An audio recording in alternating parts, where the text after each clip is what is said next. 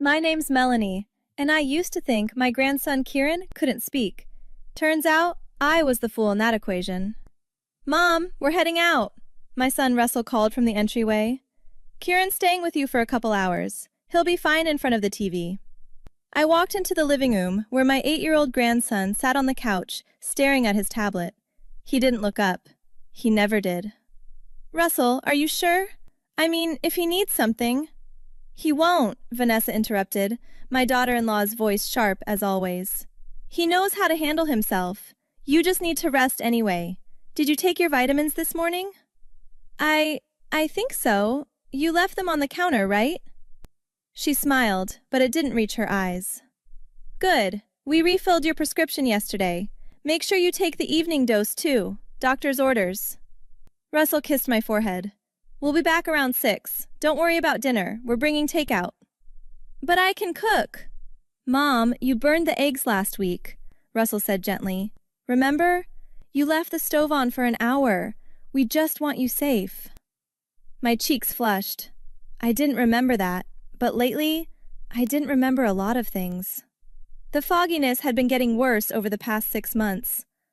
Right, sorry. No apologies needed, Vanessa said, already halfway out the door. Just rest, and keep an eye on Kieran, not that he'll move much. The door clicked shut. I turned to my grandson, who still hadn't acknowledged my presence. Want some juice, sweetheart? Nothing. His fingers tapped the screen mechanically. I sighed and headed to the kitchen, reaching for the pill organizer Vanessa had set up for me. Blue capsules for morning, white tablets for evening. I had been taking them religiously, trusting the labels that read multivitamin and calcium supplement. Grandma? I nearly dropped the glass. The voice came from behind me, small but crystal clear. Kieran stood in the kitchen doorway, his tablet abandoned on the couch. Kieran, did you just... Don't take those pills, he whispered urgently. Please, I'm not supposed to tell, but I can't watch anymore. My hand froze over the organizer. What are you talking about? I'm not mute, Grandma. I never was. Dad and Vanessa told me I had to pretend, because if I talked, you'd get suspicious. They said you were sick and needed special medicine, but I heard them talking last night. Suspicious of what? He walked closer, his young face twisted with worry that no child should carry. Those aren't vitamins. Vanessa gets them from her friend who works at the pharmacy. They make you sleepy and confused. That's why you forget things. The kitchen tilted slightly. That's ridiculous. Your father wouldn't... Grandma, you're not sick. You're healthy.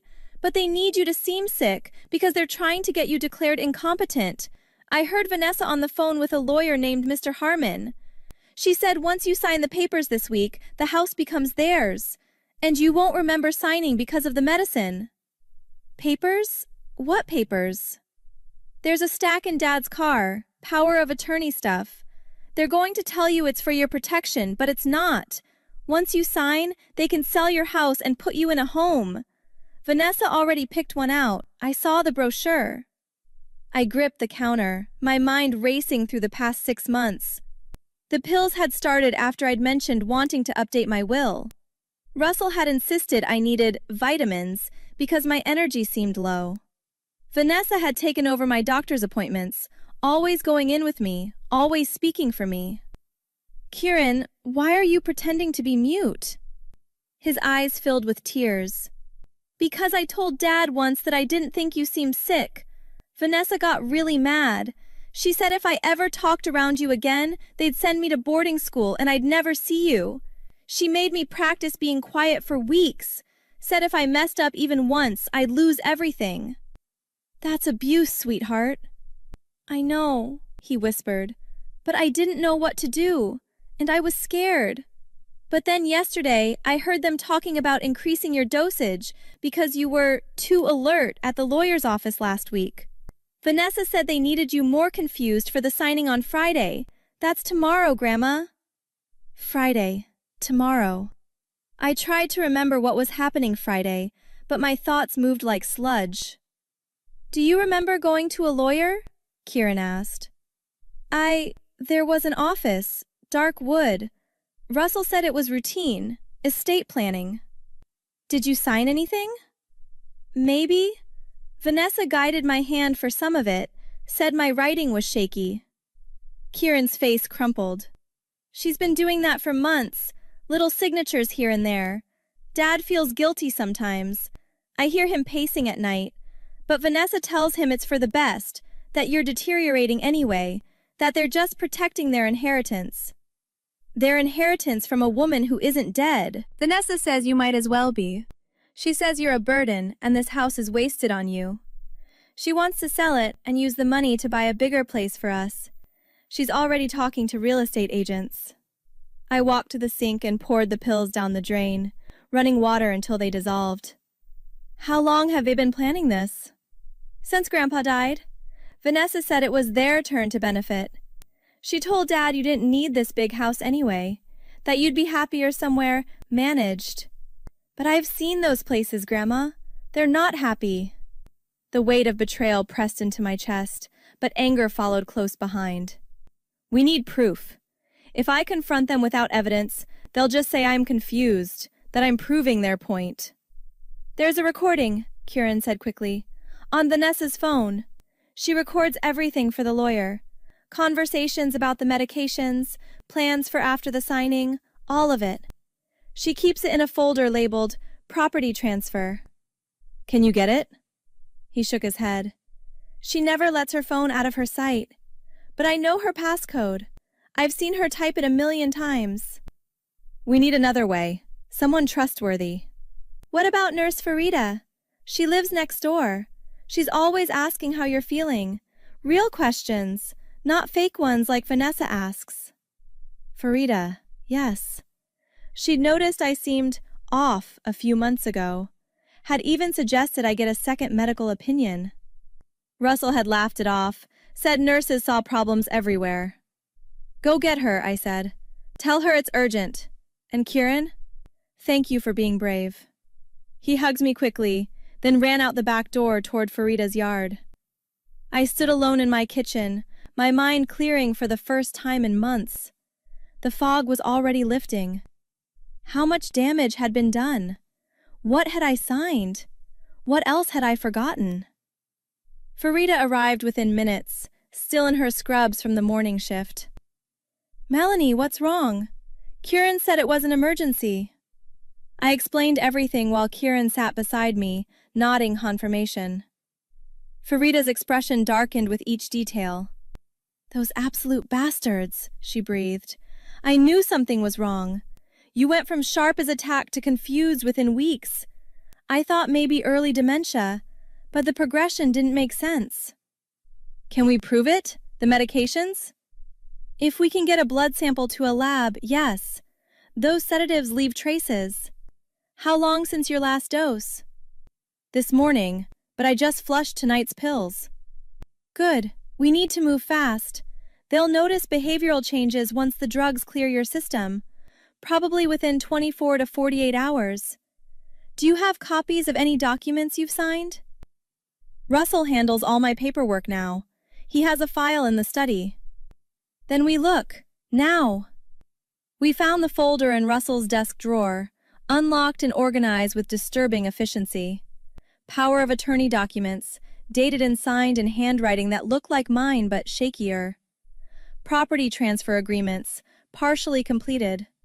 A contract with Sunset Meadows Senior Living, deposit paid, move-in date set for next month. They've been thorough, Farida muttered, but sloppy too. These signatures show clear impairment. Any judge would question them, and this? She held up a pharmacy receipt. This is a controlled substance. If it wasn't prescribed to you by your actual doctor, it's illegal. I need to call my doctor, verify what I'm actually supposed to be taking. Farida handed me her phone. Use mine. If they're monitoring yours, we can't risk it. Dr. Chen's office put me through immediately when I explained the situation. His voice was confused, then alarmed. Mrs. Garrison, I haven't prescribed you anything except your blood pressure medication in over 2 years. You're one of my healthiest patients. Who told you to take sedatives? My son said you recommended vitamins. Absolutely not. Melanie, this is serious. If someone's been medicating you without authorization, that's a crime. You need to document everything and contact the police. I will. Thank you, Dr. Chen. I hung up and looked at Farida. He confirmed it. Nothing prescribed. Then we call the police now, before Russell and Vanessa return. Wait, Kieran said quietly. If you call the police now, Vanessa will delete the recording on her phone. She'll say Grandma's just confused, that you're interfering. We need that recording first.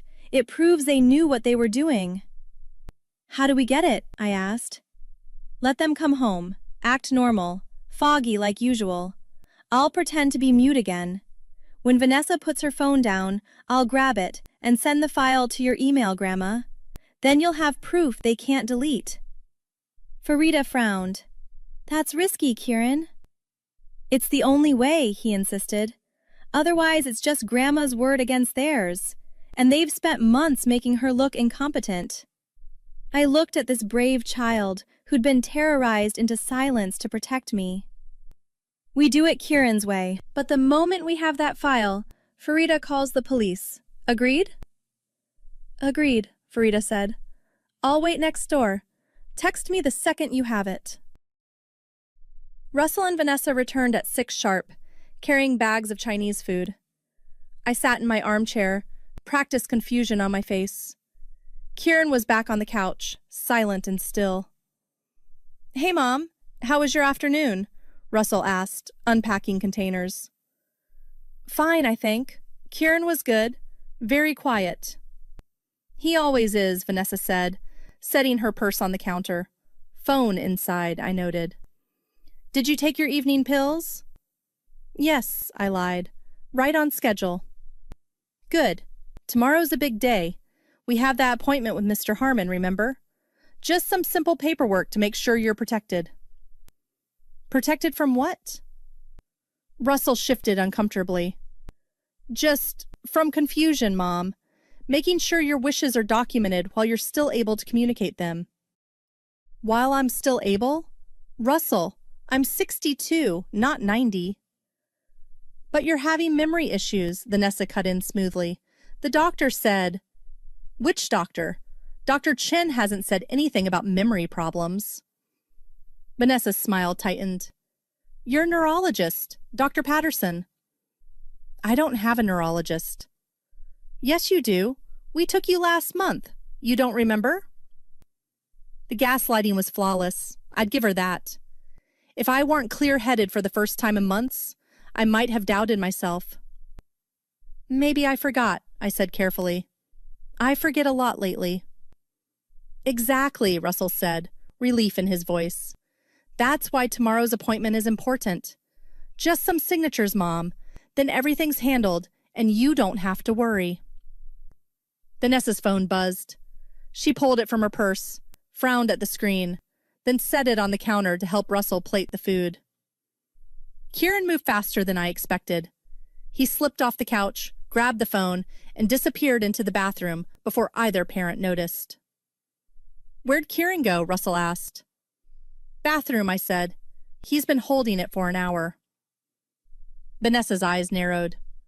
Did he take my phone? Why would he take your phone? He's 8. She walked to the bathroom door. Kieran, open up. The door opened. Kieran stood there, phone in hand, expression blank. He handed it to her without a word. She checked the screen, scrolled briefly, then relaxed. Don't touch my things. He nodded and returned to the couch. My phone buzzed in my pocket. I didn't check it, but my heart raced. He'd done it. I'm actually pretty tired, I said, standing. I might skip dinner and just rest. You sure, Mom? Russell asked. You barely ate lunch. The pills make me nauseous sometimes. I'll eat later. I went to my bedroom and locked the door, pulling out my phone. One new email from an unknown account. Kieran's tablet, I realized. The file was there. 40 minutes of audio, dated last week. I forwarded it to Farida and texted, "Now." 15 minutes later, sirens. Russell pounded on my door. Mom, open up. The police are here." I opened it, clear-eyed and steady. "I know. I called them." His face went white. "What? Why?" "Because you and your wife have been drugging me for 6 months to steal my house." Vanessa appeared behind him. "She's delusional. This is exactly what we've been dealing with, officers. She's not well." The lead officer, a woman named Sergeant Ramos, stepped forward. "Mrs. Garrison, can you explain the situation?" I handed her my phone with the recording cued. "This should clarify things. Also, Dr. Chen confirmed I have no prescriptions for sedatives, yet my blood work will show them in my system. The pills are documented on pharmacy receipts in my son's desk, and the signed documents were executed while I was impaired, making them invalid." Ramos listened to a portion of the recording, her expression hardening. "Mr. and Mrs. Garrison, I need you both to come with us for questioning." "This is insane," Vanessa shrieked. "She's manipulating you. She's sick." "The recording says otherwise," Ramos replied.